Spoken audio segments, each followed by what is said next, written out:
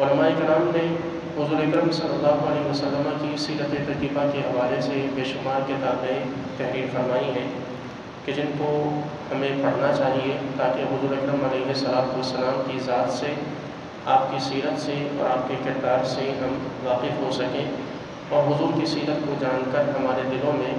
رسول اللہ صلی اللہ علیہ وسلم کے اخلاق حسنہ کو اپنانے کا جذبہ پیدا ہو سکے۔ اس میں بے شمار معتبر کتابیں ہیں۔ آج کل کے مصنفین حضور کی سیرت کے حوالے سے جو کچھ بھی لکھتے ہیں وہ گزشتہ ادوار کی لکھی ہوئی کتابوں سے اخذ کر کے اور ان کے حوالے سے لکھتے ہیں۔ میرے پاس اس وقت جو کتاب موجود ہے یہ بر صغیر ہند کی ایک مشہور شخصیت امام المحققین، رئیس المحققین حضرت علامہ شیخ عبدالحق محدث دہلوی علیہ رحمہ کی مشہور زمانہ کتاب مدارج النبوہ ہے کہ جو رسول اللہ صلی اللہ علیہ وسلم کے سیرت اور آپ علیہ السلام کے اخلاق کے متعلق لکھی گئی معتبر ترین کتابوں میں سے ایک کتاب ہے۔ اس کے حوالے سے انشاءاللہ کوشش کریں گے کہ یہ کتاب مکمل آپ کے سامنے اسی طرح مغرب کے بعد درسن تھوڑی تھوڑی کر کے اسی طرح آپ کے سامنے مکمل پڑھی جائے تاکہ ہم حضور کی سیرت سے بھی واقف ہو سکیں اور معتبر کتب کی روشنی میں ہمیں رسول اللہ صلی اللہ علیہ وسلم کے احوال سے واقفیت حاصل ہو سکے۔ اس میں سب سے پہلے جس چیز کا ذکر شیخ محقق نے فرمایا وہ رسول اللہ صلی اللہ علیہ وسلم کے حسن و جمال کا تذکرہ ہے، یعنی کتاب کا آغاز ہی حضور کے حسن مبارک سے کیا گیا، اور سب سے پہلے جو ہیڈنگ ہے وہ رسول اللہ صلی اللہ علیہ وسلم کے چہرہ انور کے متعلق ہے۔ حضور اکرم صلی اللہ علیہ وسلم کے چہرہ انور کے متعلق لکھتے ہیں کہ حضرت سیدنا ابو ہریرہ رضی اللہ تعالیٰ عنہ حضور اکرم علیہ السلام کے چہرہ انور کے متعلق ارشاد فرماتے ہیں کہ ما رأیت شیئا احسن من رسول اللہ صلی اللہ تعالیٰ علیہ وسلم، کہ حضرت ابو ہریرہ فرماتے ہیں کہ میں نے رسول اللہ صلی اللہ علیہ وسلم سے حسین اور بہتر کوئی چیز نہیں دیکھی۔ اب یہاں شیخ محقق فرماتے ہیں کہ حضرت ابو ہریرہ نے یہ نہیں فرمایا کہ میں نے حضور سے بہتر کوئی انسان نہیں دیکھا، کہ ممکن تھا کہ کوئی یہ کہہ سکتا کہ انسانوں میں حضور سب سے زیادہ حسین ہے، لیکن اور دیگر چیزوں میں سے کوئی چیز حضور سے زیادہ حسین ہو سکتی ہے۔ حضرت ابو ہریرہ نے لفظ استعمال فرمایا کہ میں نے حضور سے بہتر کسی چیز کو بھی نہیں دیکھا۔ اب اس میں زمین و آسمان کی یا ان کے اوپر کے بھی تمام تر مخلوقات شامل ہیں، یعنی رسول اللہ صلی اللہ تعالیٰ علیہ وسلم سے بڑھ کر حسین اور جمیل اس پوری کائنات میں انسان تو انسان، فرشتے، جن یا اور کسی بھی مخلوق میں کوئی بھی چیز پیدا نہیں کی گئی۔ حضرت شیخ محقق علیہ رحمت رسول اللہ صلی اللہ تعالیٰ علیہ وسلم کے حسن کے متعلق ایک شعر فارسی کا لاتے ہیں جس کا ترجمہ ہے کہ کسی رات کے بعد بھی ایسا دن طلوع نہیں ہوا کہ جیسا کہ آپ کا چہرہ انور روشن اور منور تھا،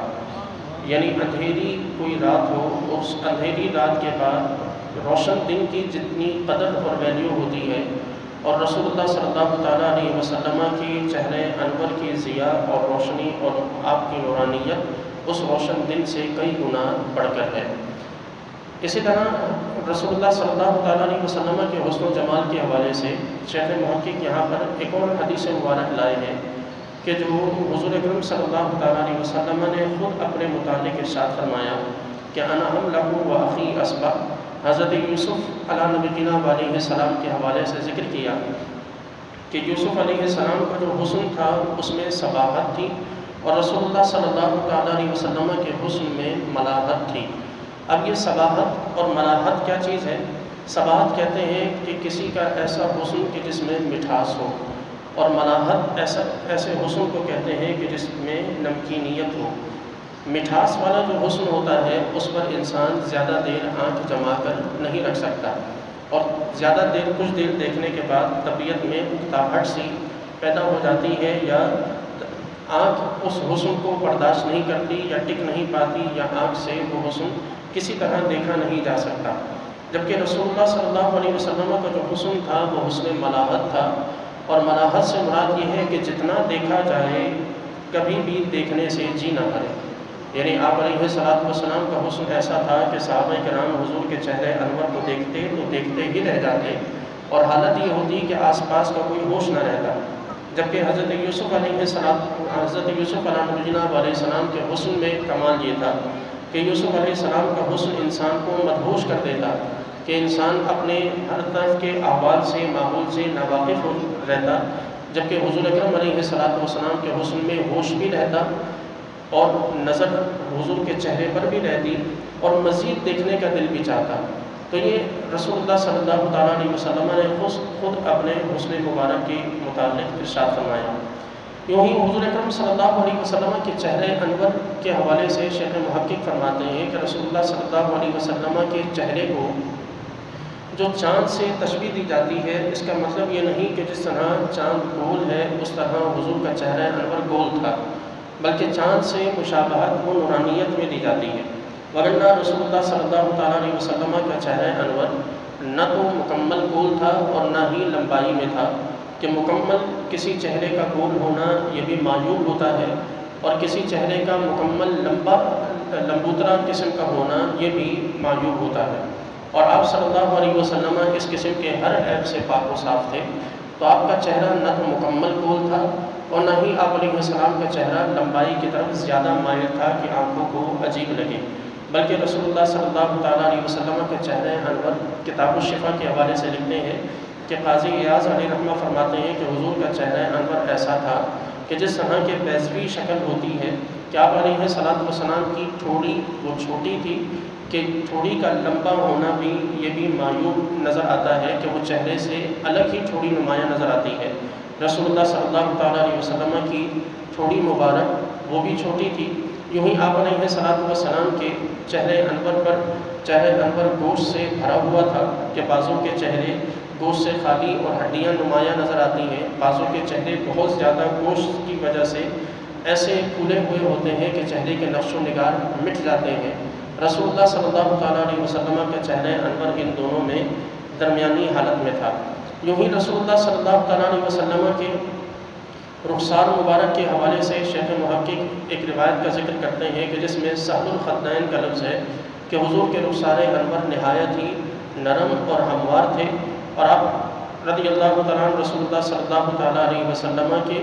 رخسار مبارک کے حوالے سے ایک اور روایت میں کا ذکر فرماتے ہیں کہ جس کے مطابق حضور کے رخسار مبارک ایسے تھے کہ بلند اور باہر نہ تھے، یعنی رخسار باہر کو لٹکے ہوئے نہ تھے اور نہ ہی اندر جبڑوں کی طرف پچکے ہوئے تھے، بلکہ رسول اللہ صلی اللہ تعالیٰ علیہ وسلم کا حسن مبارک، آپ کا چہرہ انور